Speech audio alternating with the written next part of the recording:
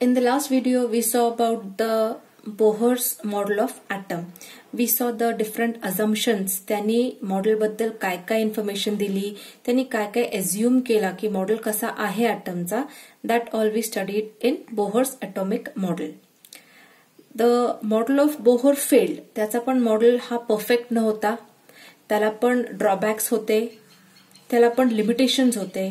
So today we are going to see the limitations of Bohr's model. So the point is limitations of Bohr's theory. म्हणजेच Bohr's atomic model हा fail का झाला त्याचे reasons we are going to see.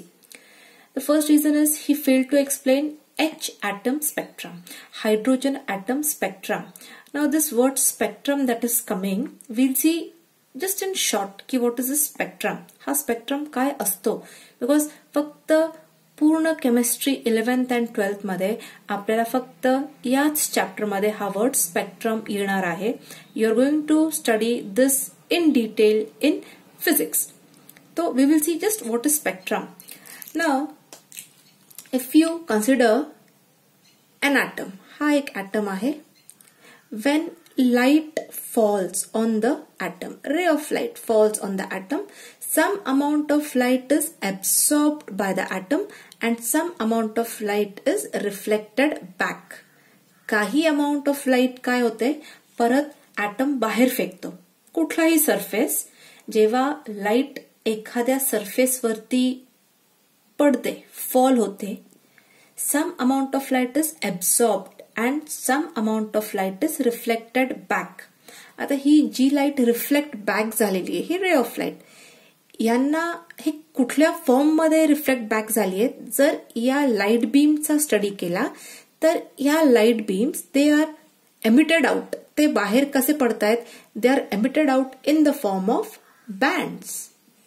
काही जाड lines, काही small lines, असे band form मध्ये this the ray of lights are given out. These band formed are said to be spectrum. This is called a spectrum. Now this becomes emission spectrum, or you call it as band emission spectrum.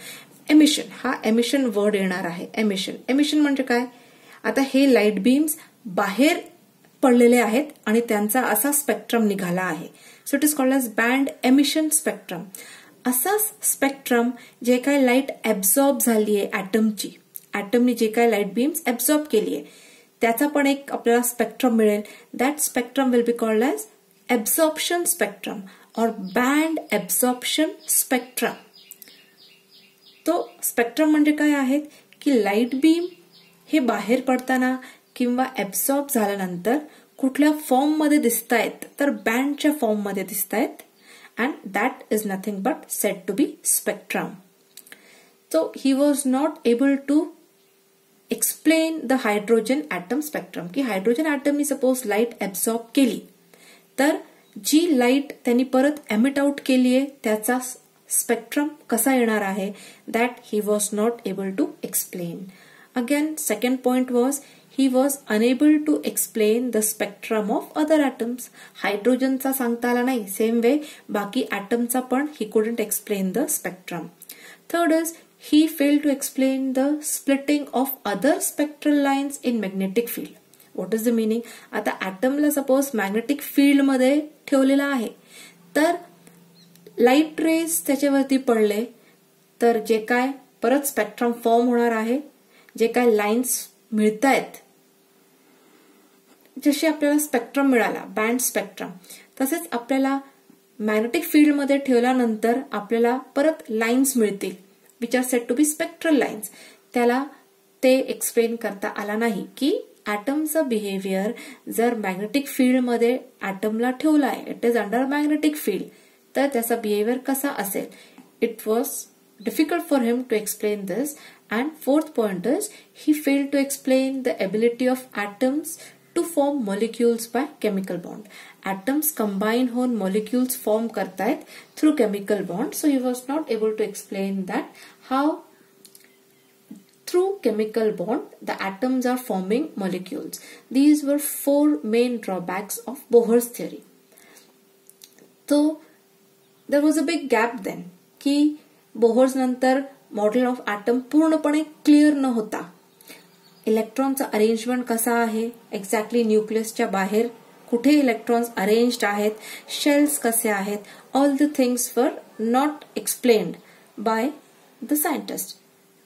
After that the next concept came which was quantum numbers. This is totally a new concept that is coming in 11th standard. Quantum numbers, these are set of 4 numbers.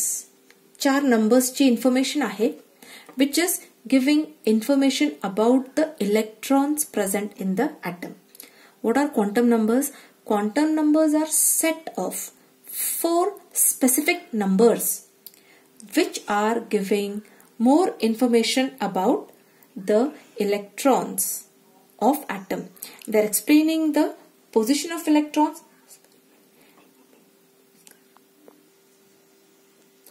So quantum numbers are going to help us to identify the location of the electron in the atom. जे Bohr's and रुदरफोर्डचे drawback होते की त्यांना position सांगता आली नाही of the electron, ते पूर्ण quantum numbers आपल्याला एक्स्ट्रा इन्फॉर्मेशन देणार. हे काय आहेत? They are 4 numbers. Quantum numbers are set of 4 numbers. हे टोटली न्यू आहे आता 11th मध्ये. They are set of 4 numbers which will give extra information about the electron of atom. They will give a detail information about the electron of atom. Now आपल्याला till now you are having information only about the shells. तुम्हाला फक्त आतापर्यंत काय माहिती होता की एक nucleus आहे अँड न्यूक्लियसच्या बाहेर यू हॅव गॉट शेल्स और you call it as orbits. तो if I complete the whole round you will get the orbit. So first orbit you call it as K, then second is L, M and so on. You were getting the orbits. But quantum numbers through आपल्याला information मिळेल की फक्त orbits नाही तर the orbits are divided into many other parts. This we are going to learn with the help of quantum numbers. So it is like की आपण इंडियामध्ये राहतो, इंडियामधून we are staying in Maharashtra, महाराष्ट्रामधून you are living in Pune and then you are living in Chakan. Similarly when we talk about the electrons फक्त हे orbits मध्ये नाहीये, तर orbits that is shells. The shells are divided into subshells. Subshells आला like 11th मध्ये 2 divisions आहे A and B. So like that shells are having subshells. Subshells are divided into orbitals. So we have, and orbitals is the place where we have the electrons present.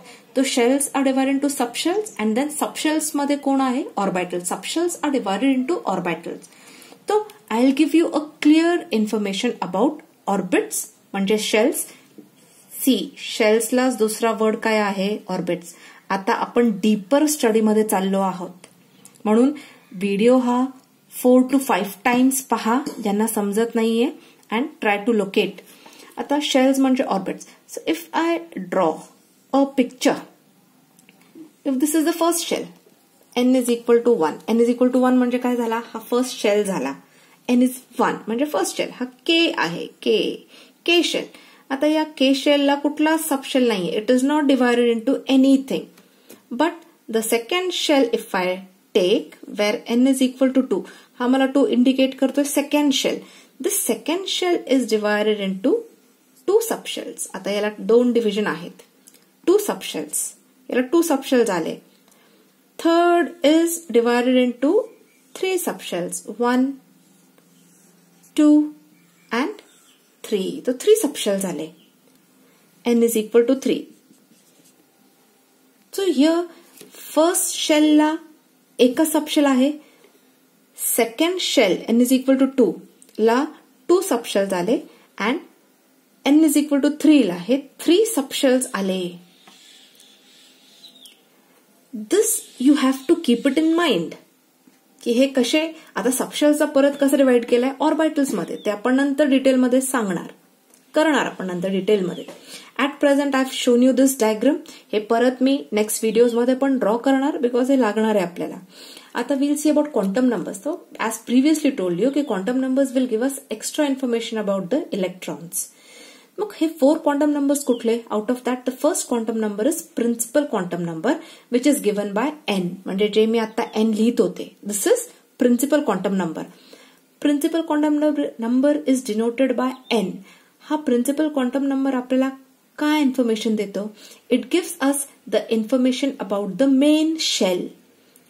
ज्या शेलमध्ये electron present असेल त्या शेलची information देतोय. आता N ला value काय काय असू शकतात?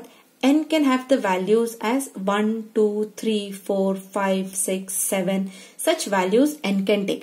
Shells ला 0 तर व्हॅल्यू नाहीये. न्यूक्लियस पासून फर्स्ट शेल म्हणजे K, इथे n ची व्हॅल्यू किती असेल? 1. सेकंड शेलला n ची व्हॅल्यू विल बी 2. थर्ड शेलला n ची value will be 3. So principal quantum number is giving us information about the main shell, main orbit. मी म्हटलं की एक इलेक्ट्रॉनसाठी एन ची व्हॅल्यू 3 आहे. म्हणजे काय इंडिकेट करतोय की तो पर्टिक्युलर इलेक्ट्रॉन थर्ड शेल मध्ये प्रेझेंट आहे, थर्ड ऑर्बिट मध्ये प्रेझेंट आहे. That information is given by principal quantum number. Now you can calculate the orbitals. हे सर्वात छोटे झाले. सबशेल नंतर काय डिवाइड केलंय? ऑर्बिटल्स मध्ये डिवाइडेड आहे. ऑर्बिटल्स आपण कसं काढू शकतो? By using n square. By using the expression n square, you can calculate the number of atomic orbitals. For example, if n is 1 म्हणजे हा फर्स्ट शेल झाला. n square व्हॅल्यू 1 आहे. मग फर्स्ट शेलला एकच ऑर्बिटल आहे. n is 2. सेकंड शेलला there are 4 orbitals. And n is equal to 3. तर थर्ड शेलला there are 9 orbitals present. I am talking about orbitals. हे मी जे दाखवलंय हे सबशेल्स आहेत. हे मला इन्फॉर्मेशन ऑर्बिटल्सची मिळतीये. As the value of n goes on increasing the shell moves away from the nucleus and the energy also increases. मी n इज इक्वल टू 1 आणि n इज इक्वल टू 3 हे दोन शेल्स कंपेअर केले तर n is equal to 3 हा it is away from the nucleus and it is with more energy.